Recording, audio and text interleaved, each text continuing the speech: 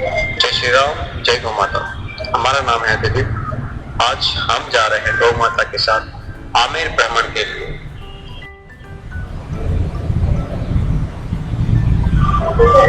जब सृष्टि का आरंभ हुआ था तब ब्रह्मा जी ने अनेक जीवों की रचना की, परंतु एक रचना ऐसी थी जिसमें करुणा, ममता और सेवा का समुद्र समाया हुआ था। वह थी हमारी गौ माता। गाय एक ऐसी प्राणी है जिसे भारतीय संस्कृति में माता का दर्जा दिया गया, क्योंकि वो सिर्फ जानवर नहीं बल्कि हमारे पुरुषार्थ, धर्म, अर्थ, काम और मोक्ष की सीढ़ी मानी गई है।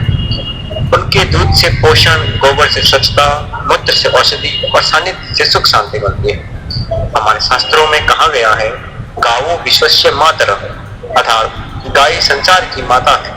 वो अपने जीवन में सिर्फ देना चाहती है। वो न किसी से कुछ मांगती है, न किसी से कुछ छीनती है, न किसी से क्रोध करती है, बल्कि अपना पूरा जीवन त्याग और प्रेम में समर्पित कर देती है। गाय का दूध एकमात्र ऐसा पदार्थ है जो जन्म से लेकर वृद्धावस्था तक शरीर के लिए अमृत के समान होता है। किसान गाय को अपने परिवार का हिस्सा मानते हैं, क्योंकि वही खेतों में काम आती है, उनकी उपज को बढ़ाती है। गाय के गोबर से घर लिपा जाता है, जिससे कीटाणु दूर होते हैं, वातावरण शुद्ध होता है। आज जब संसार आधुनिकता की तरफ दौड़ रहा है, तब भी भारत की आत्मा गौ सेवा में रमी हुई है। वृंदावन से लेकर द्वारका, हर तीर्थ को गौशाला है जहाँ गायों की सेवा होती है। कहा गया है, गौ सेवा करने वाले व्यक्ति को पितरों का आशीर्वाद, देवताओं की कृपा और प्रभु का सानिध्य मिलता है। प्रभु श्री कृष्ण का संपूर्ण बाल्यकाल गौ सेवा और गौ पालन में ही बीत गया। उन्हें गोविंद और गोपाल जैसे नाम से इसी कारण मिले। उन्होंने कहा था कि जो गायों की सेवा करता है वह साथ साथ मेरी सेवा करता है। कृष्ण की बांसुरी की धुन से गाय खींची चली जाती थी। उनका प्रेम था, अपनापन था, भक्ति की मिठास थी। गाय के शरीर में 33 करोड़ देवी देवताओं को वास माना गया। उनका सिंह शिव का प्रतीक है, उनकी आंखें चंद्रमा और सूर्य, उनके पैरों में पवित्र नदियों का वास है। इसलिए जब कोई गौ माता को प्रणाम करता है तो वास्तव में संपूर्ण सृष्टि को नमन करता है। लेकिन दुख की बात यह है कि आज के युग में लोग गौ माता को बेसहारा छोड़ देते हैं। सड़क किनारे भूखी, घायल और कई बार प्लास्टिक खाती हुई हमारी गाय हमारी आंखों के सामने इस प्रकार ये सब कचरा खाते हुए हमें देखने को मिल जाती है। क्या यही हमारी संस्कृति है? क्या यही हमारा धर्म है? हमें याद रखना होगा कि गाय की सेवा से ही हमारी उन्नति होती है। गाय का दूध शिशु को बल देता है और उनका मूत्र कैंसर जैसी बीमारियों के उपयोगी है। गाय के गोबर से बड़ी ईंटें, दिए, प्राकृतिक खाद, ये सब पर्यावरण के लिए वरदान। आज अनेक युवाओं और संस्थाएं सामने आ रही है जो गौशाला चला रही, रक्षा अभियान चला रही, गौ माता के संरक्षण के लिए निस्वार्थ सेवा कर रही है। आप भी इससे जुड़िए। हर घर गौ माता हो, हर गांव में सुरक्षित गौशाला हो, यही हमारा प्रयास है। गौ माता न बोल सकती है, न मांग सकती है, परंतु उसका मौन सब कुछ कह जाता है। उनकी आंखों में ममता है, वो संसार के किसी से कम नहीं है। उनके चरणों में धूल है, वो तीर्थों से पवित्र से लेकर कहीं ऊपर है। जो मनुष्य गाय की सेवा करता है उनका जीवन ईश्वर सवार देता है। जहाँ गौ माता होती है वह धन, धान्य, शांति और समृद्धि स्थायी रूप से निवास करती है। आइए हम एक संकल्प लें, हम गौ माता की सेवा करेंगे, उनका सम्मान करेंगे, उन्हें कचरे में नहीं मंदिरों में देखना चाहिए और हर अवसर पर उनकी रक्षा करेंगे। गौ माता की सेवा भारत की सेवा, गौ माता की रक्षा संस्कृति की रक्षा।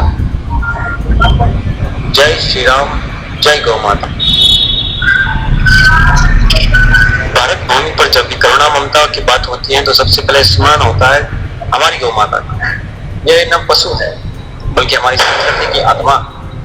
गौ माता के लिए सेवा में ही छुपा है धर्म का सार। प्रभु श्री कृष्ण ने कहा था, गौ सेवा से मन की शांति मिलती है, जीवन को पुण्य।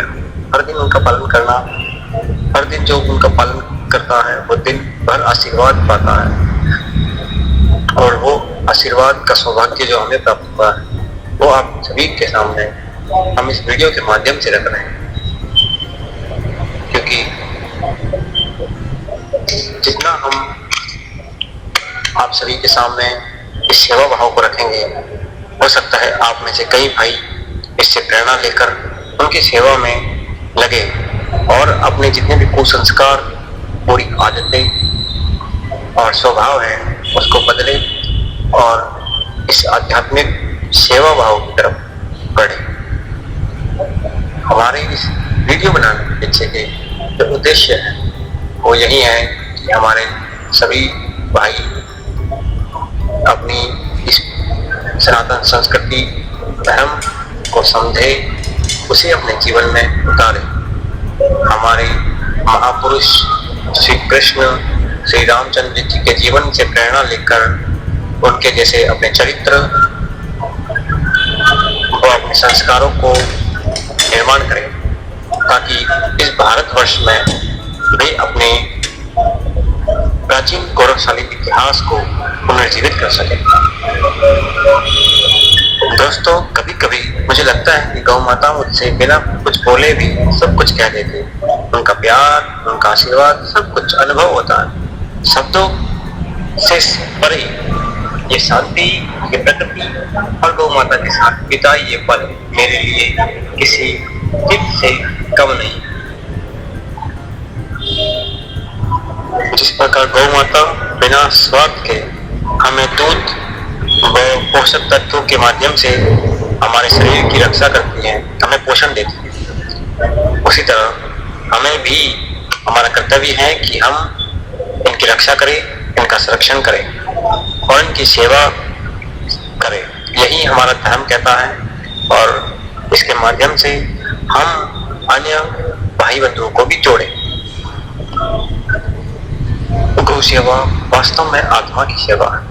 जो गाय की सेवा करता है वो ईश्वर को साक्षात दर्शन करता है, वो अर्थात साक्षात ईश्वर की सेवा करता है।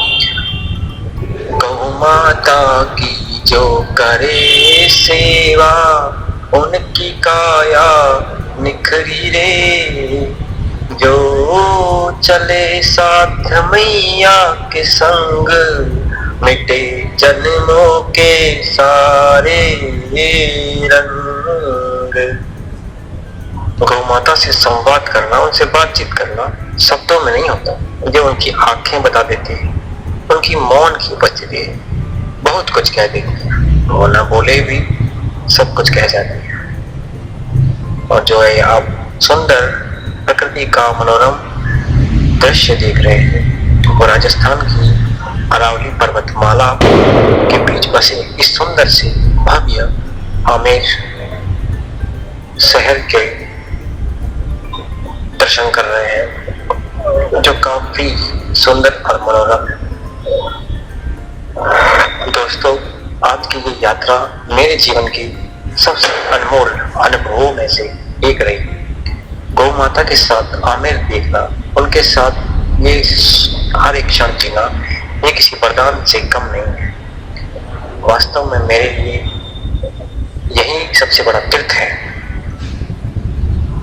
गौ माता की संगति, उनके साथ रहने से हमारा जीवन काफी बदल चुका है। उनकी सेवा, उनकी संगति हमारे जीवन को पूर्णतः शुद्ध बना देती है। वाकई में मैं बहुत ही धन्य हूँ जो गौ माता की सेवा में लगा हूँ।